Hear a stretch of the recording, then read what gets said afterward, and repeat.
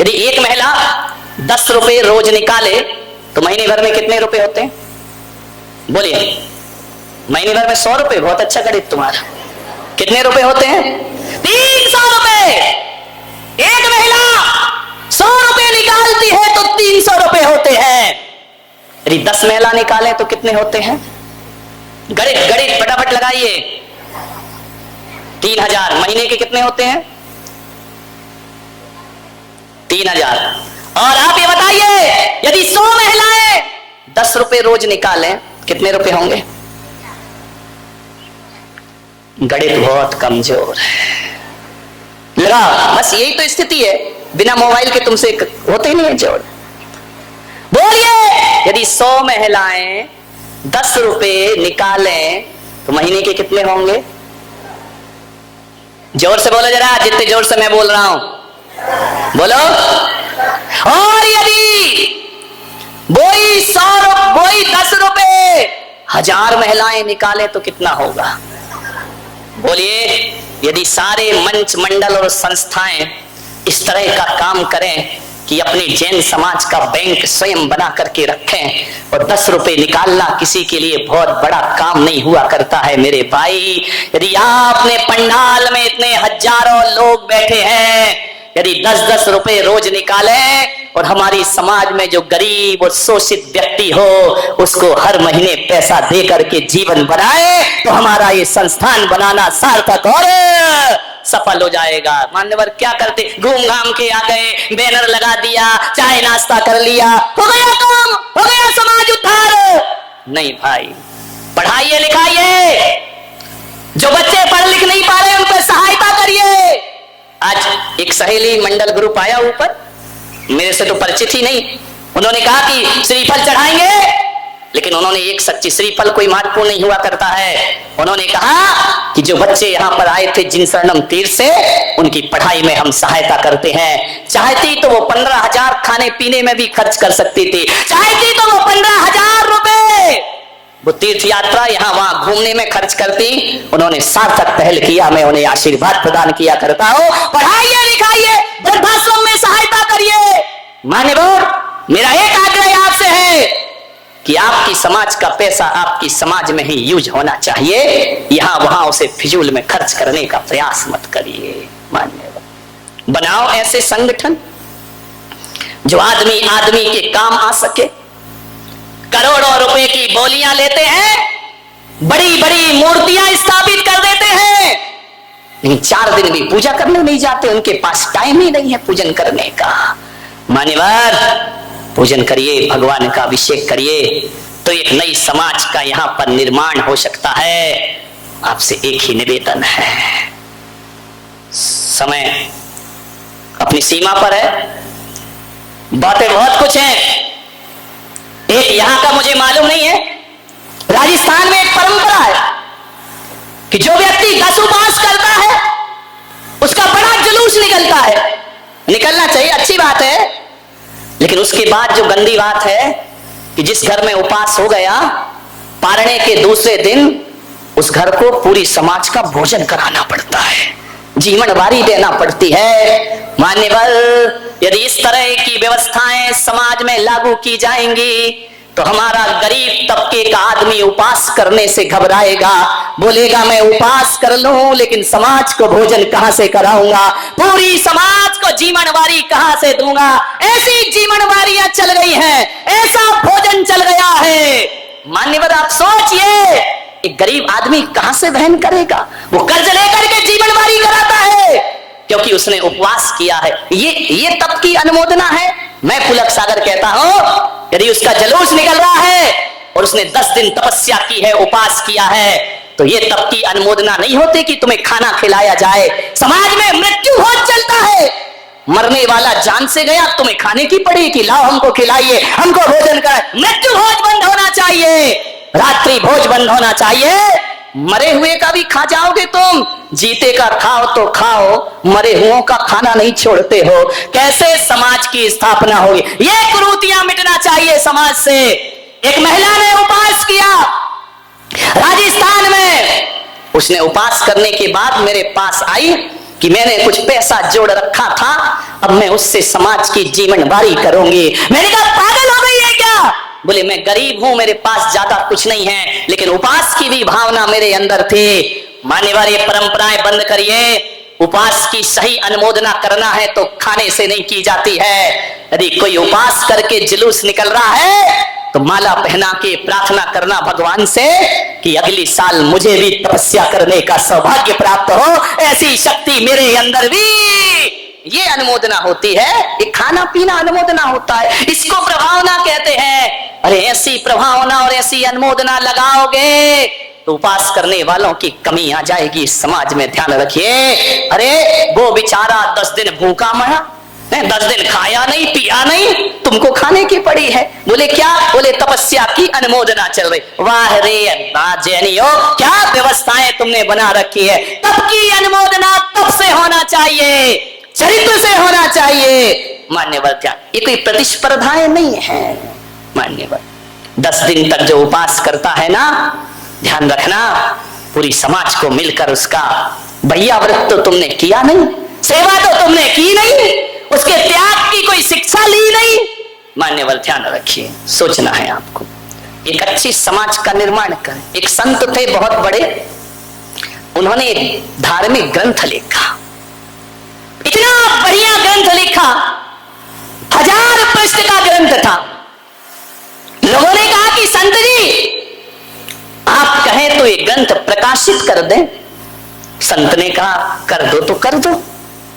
समाज ने पैसा इकट्ठा किया, चंदा इकट्ठा किया पुस्तक छापने के लिए। पुस्तक प्रेस में चली गई, समाज ने 1 लाख रुपया इकट्ठा किया। संत ने कहा ठीक है, छपने दो पुस्तक। जब पुस्तक छपने को गई तो पता चला गुजरात में भूकंप आ गया, हजारों लोग जमींदोज हो गए।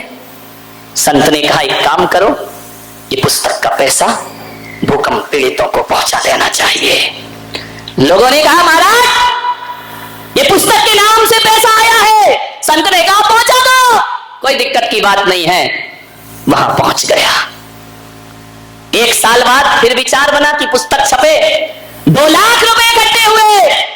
पता चला कि उड़ीसा में चक्रवात आ गया है। संत ने कहा ये 2 लाख रुपए उड़ीसा में भेज देना चाहिए। लोगों ने कहा संत जी आपकी पुस्तक कब छपेगी? बोले जाने दो, जो मैं कह रहा हूं करते रहिए। उड़ीसा भेज दिया गया। 3रा साल आया, संत की पुस्तक 3 लाख रुपए इकट्ठे हुए, पुस्तक छपकर आई। संत ने उसमें लिखवाया 3रा संस्करण। 3रा संस्करण पुस्तक का विमोचन हुआ। लोगों ने कहा ये झूठ क्यों लिखा है, ये तो पहला संस्करण है, आप इसमें 3रा संस्करण क्यों लिख रहे हैं? संत ने कहा ये 3रा ही संस्करण है, ये पहला संस्करण नहीं हो सकता है। बोले ऐसा क्यों आपने झूठ लिखा, ये पुस्तक तो पहली बार छपी है। संत ने कहा इसके 2 संस्करण उनके लिए लिखे गए जो बाहर की आंखों से नहीं, हृदय की आंखों से किताबें पढ़ा करते हैं, और 3रा संस्करण उनके लिए लिखा गया जो अपने चर्म चक्षुओं से किताबों को पढ़ा करते हैं। ये मेरा 3रा संस्करण है। मानवीयता आज बिहार में तबाही मची हुई है, उत्तर प्रदेश बाढ़ से ग्रसित है, वो गुजरात बाढ़ से ग्रसित है। अरे होड़ लग जाना चाहिए। आज देश में प्राकृतिक आपदाएं आई हुई हैं, आधी आबादी देश की संकटग्रस्त हो रही है, मटकी फूटी, हजारों लोग एकत्रित हुए। आज उन भाइयों की सहायता को कोई खड़ा नहीं हुआ। ध्यान रखिए, आज ये आपदा यदि आपके शहर में आ जाती तो आप क्या करते? ध्यान रखिए, जब मैंने ये आह्वान पिछली वर्ष किया और आह्वान किया तो 50 ट्रक अनाज वहां पर पीड़ितों को पहुंचा दिया गया। क्या कर रहे हैं आप लोग? बाढ़ बिहार के हालात देखिए। ये संगठन, ये मंडल, ये मंच, मैं आपसे निवेदन करता हूं कि मेरी बात यदि आपको लगती हो तो प्रधानमंत्री कोष में राशि जमा कराने का प्रयास करिए, राहत कोष को बढ़ाने का प्रयास करिए। और आज बाढ़ पीड़ितों को आप यहां बड़े ढंग से प्रवचन सुन रहे हैं आनंद के साथ। मान्यवर कुछ नहीं होता, ये कोई धार्मिकता नहीं है।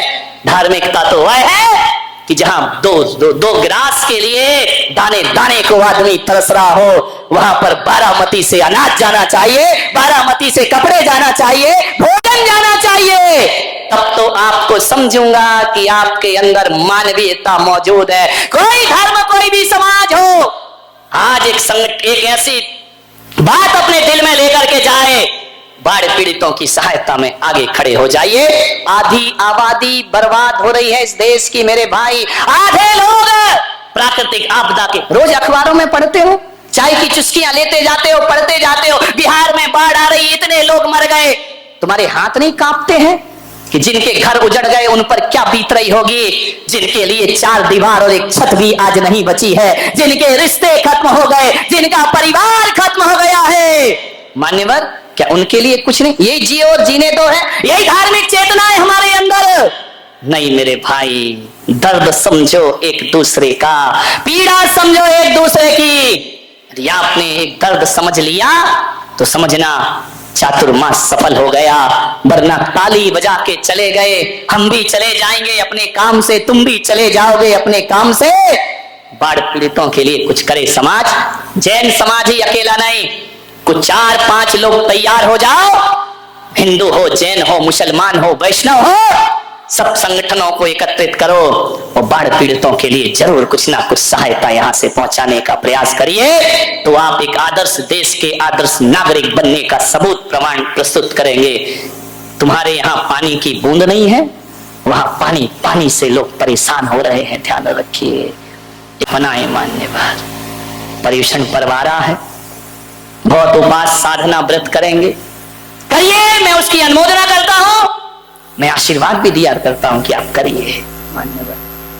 लेकिन जहां तक मुझसे पूछा जाएगा कि हकीकत का धर्म क्या होता है, इंसान इंसान के काम आए, इससे बड़ा दुनिया में कोई धर्म नहीं हुआ करता है। ये चारों धाम की यात्रा है, इंसान इंसान के काम आए, इससे बड़ा ना सम्मेद शिखर होता है, इससे बड़ा ना गिरनार होता है, ना वैष्णव देवी हुआ करती है इससे बड़ी। मान्यवर, एक दूसरे की सहायता के लिए हाथ बढ़ाने का प्रयास करिए। आपसे यही निवेदन, यही आग्रह करूंगा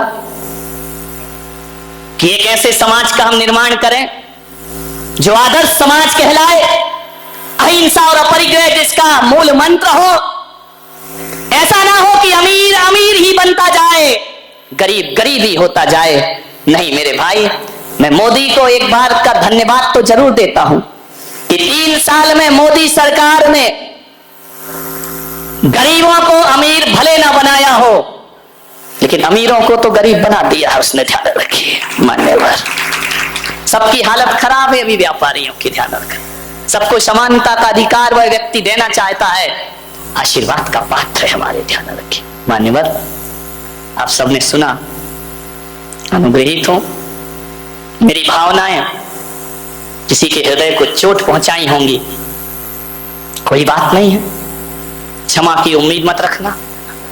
मैंने कोई गलत बात नहीं बोली है, जो भी बोलता हूं डंके की चोट पे बोलता हूं और आगम की ओट पे बोला करता हूं, ध्यान रखिए। और इसलिए भी मुझे अफसोस नहीं है कि मैंने कोई जो भी बोला है उद्देश्य अपना बिल्कुल पवित्र रखा है, एक मानवीयता का और समाज का चिंतन मैंने आपके बीच में रखा है। मान्यवर, ये मेरी हृदय की पीड़ा है, दर्द है कि हमारे मुंह में भोजन कैसे जाता है जब वो भूख से तड़फ रहे हैं वहां पर, ध्यान रखिए।